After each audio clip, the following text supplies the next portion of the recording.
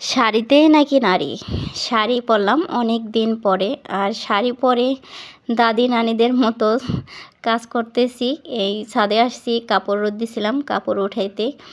তো অনেক দিন পরেই আর কি শাড়ি পরা, কেমন লাগছে জানি না। আর ছাদে যখন আসছি আমার কেমন শরম শরম লাগতেছে, কারণ যেহেতু শাড়ি পরি না, অনেক দিন পরে পরছি। আর সবাই কেন জানি দেখতেছে এদিক ওদিক, আমিও দেখতেছি, মানে কেউ আমার দিকে তাকাই রয়েছে নাকি। আসলেই অনেকে তাকাই রয়েছে, আমি একদম লজ্জা পাইছি। এখানে বসে ফুল গাছের পাতাগুলো পরিষ্কার করছিলাম, তো অনেক পাতা পড়ছিল গাছের টপটাতেই, পাতাগুলো পরিষ্কার করলাম।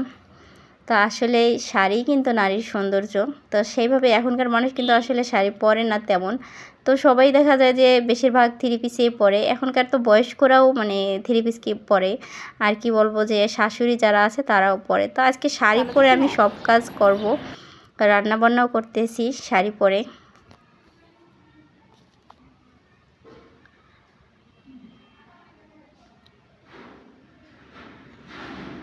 আজকে কিন্তু আমি একবার না দুইবার শাড়ি পরছি। একটা পরছি আগে, আবার আরেকটা পরছি পরে। যেদিন পরি সেদিন পরতেই থেকে, আর যেদিন পরি না। তো শাড়ি পরে সংসারের সব কাজ করছি আজকে। তো আমার বাসায় মেহমান আসছে, ওই যে এদিকে আমার মামা আমার মাছ ধুয়ে দিচ্ছে এখন রাতের রান্নার জন্য।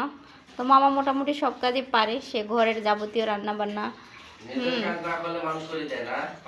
হ্যাঁ, নিজের কাজ করা লাগে। তো আমার মামাকেও সাপোর্ট করিয়েন, মামার একটা পেজ আছে, হ্যাঁ নতুন।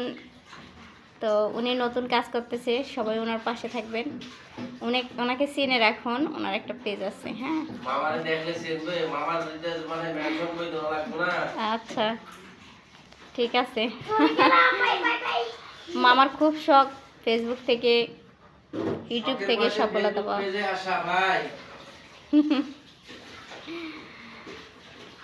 তো ঠিক আছে, আমরা সবাই সবাইকে সাপোর্ট করব। ব্যাকগ্রাউন্ড দাও ভিডিও। ব্যাকগ্রাউন্ড না, অরিজিনাল, আমার অরিজিনালটাই থাকে। পাতলা করে কাটেন, তাহলে তাড়াতাড়ি পেস্তে সুবিধা হবে, নাহলে এই যে মোটা করে কাটলে কিন্তু পেস্তে সুবিধা হবে না।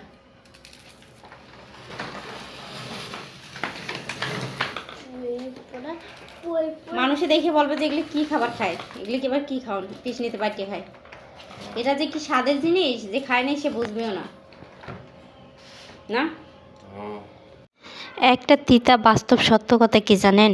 একটা পুরুষের জীবনে অর্ধেক কষ্ট দেয় টাকা, আর অর্ধেক কষ্ট দেয় নারী। আর এটাই হচ্ছে বাস্তব সত্যি কথা।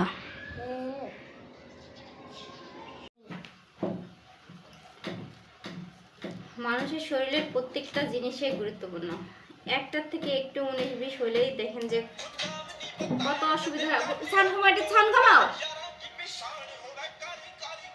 আরো কমাইতে বলছি না, আরো একদম আরো কমাও।